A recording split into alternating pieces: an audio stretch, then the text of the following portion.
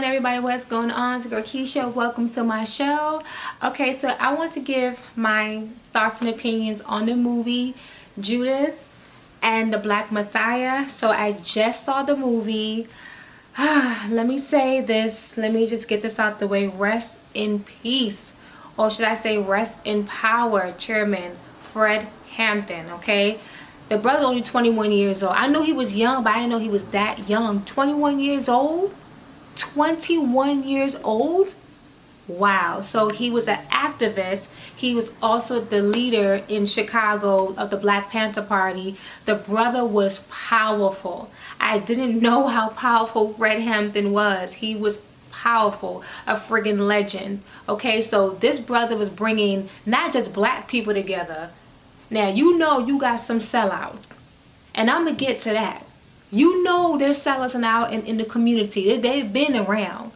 You know, they've been around, even predate slavery. They've been around. But he was bringing everybody together, not just blacks together. He's bringing the Puerto Ricans together, bringing Hispanics together.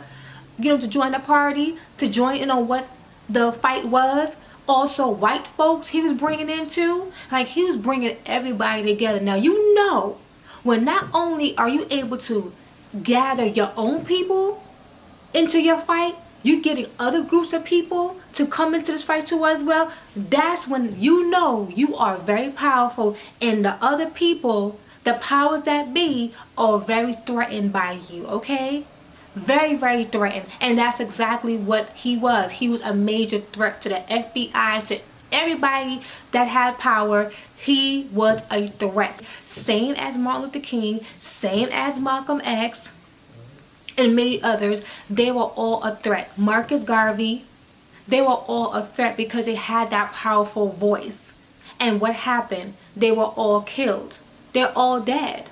So it's either they're dying off, or they're getting murdered, or they're ending up in jail. That's exactly what happened to all our leaders. In the movie, there was an informant.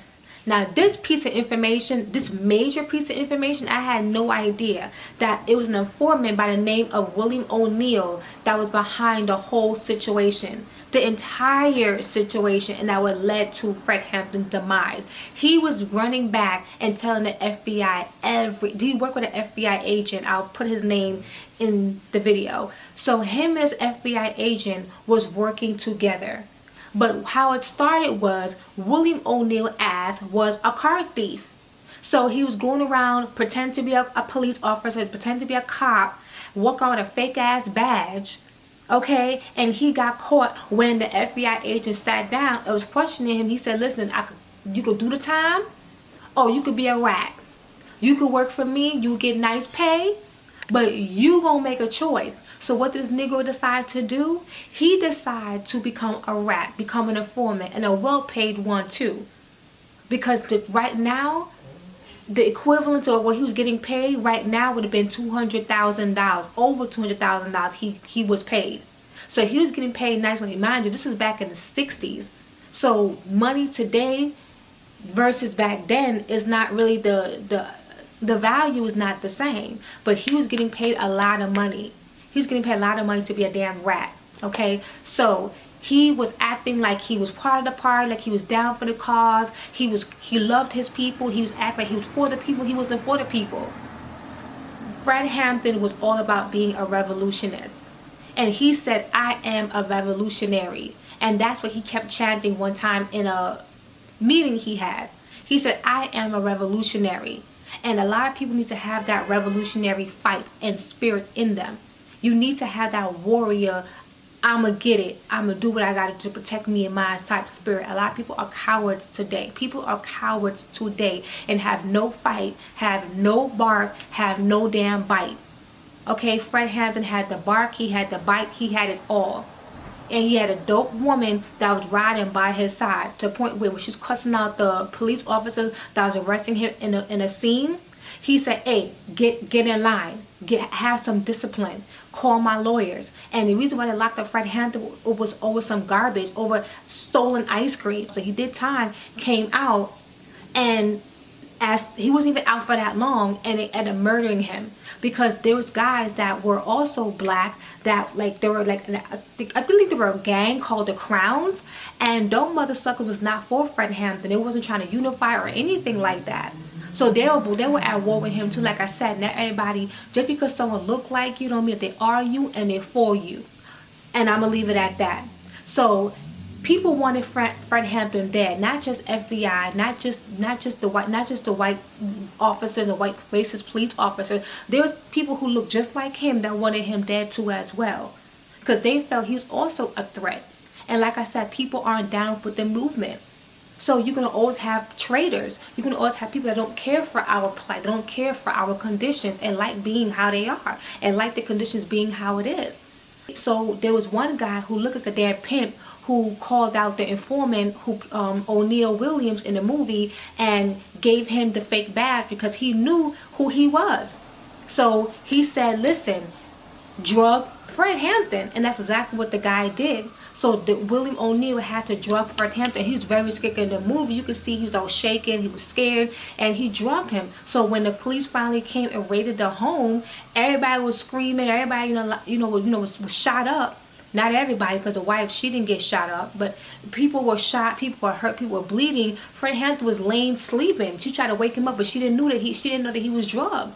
Then the cop went, grabbed her out the room, went in the room, seen Fred Hampton sleeping, you know what I'm saying, because he's drugged up, and shoot him dead.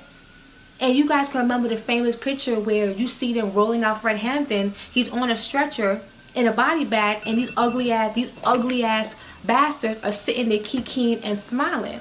Now what the hell you kikiing and smiling about? But I know what you kikiing and smiling about. You wicked bastards. They won this man then, and they got what they wanted.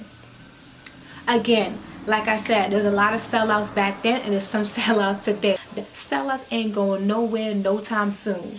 So you have to be careful who you invite and who you share things with. If that informant was never part of the party, most likely Fred probably would have still been alive.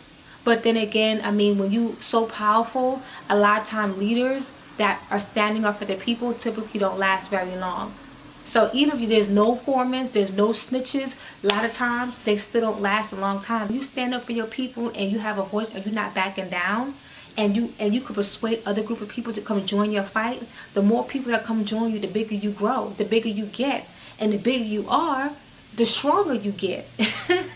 And the stronger you get, a bigger threat you become. William O'Neal was not the only rat. He was not the only snitch. There's other snitches too as well. Like the one part in the movie where this guy by the name of Sam, I forgot his first name or was that his last name, but his name was Sam. And this bastard was also, he was a very well-known bona fide, not well-known, but he was also a bona fide rat. And this mother sucker tortured another Black Panther Party member, put boiling hot water on his private area, okay, tortured this man to death and dumped his ass in the river. So not only were these guys just informers, they were murderers too. So these people were so deadly. Like when I found it, I'm like, yo, what the hell's going on here? We still going through it today. You know, there's still a lot of injustice within our community today, within the Black community today. And eventually, one day, things will change. It's not going to be like this forever. So just endure, hang in there, hang on, but never give up fighting. You know what I'm saying? Always have that fight, always have that zeal in you. And that's what I respect about Fred Hampton. All the other leads that we had, they had that fight. They had that zeal. They had that fight. They had that zeal. So Fred Hampton will always be remembered. And I know he have a son who also followed in his father's footsteps, Fred Hampton Jr.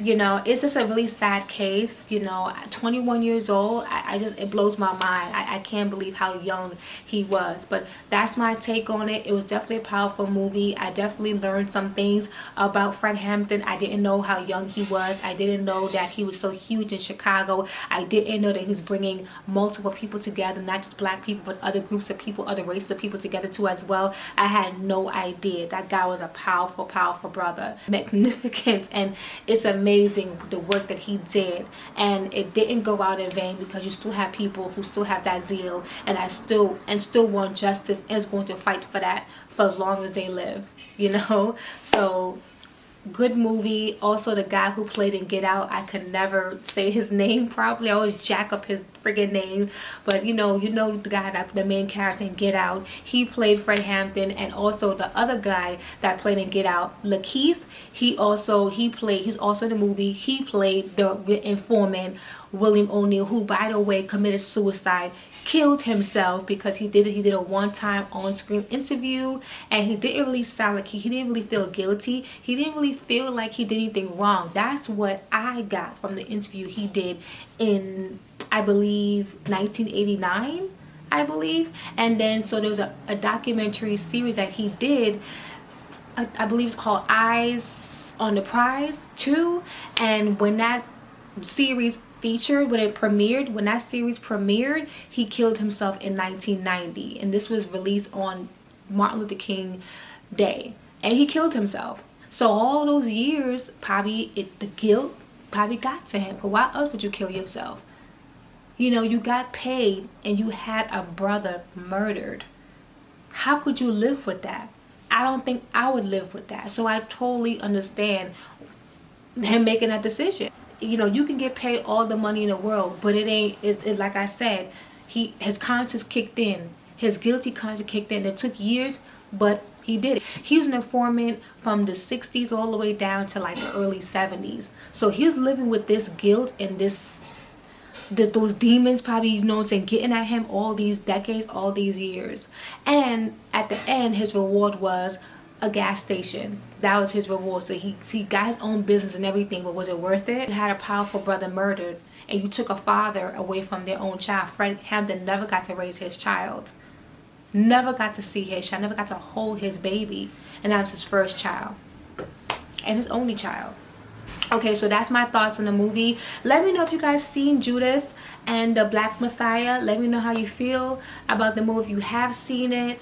You know, give me your thoughts and opinions about Fred Hampton, about William O'Neill.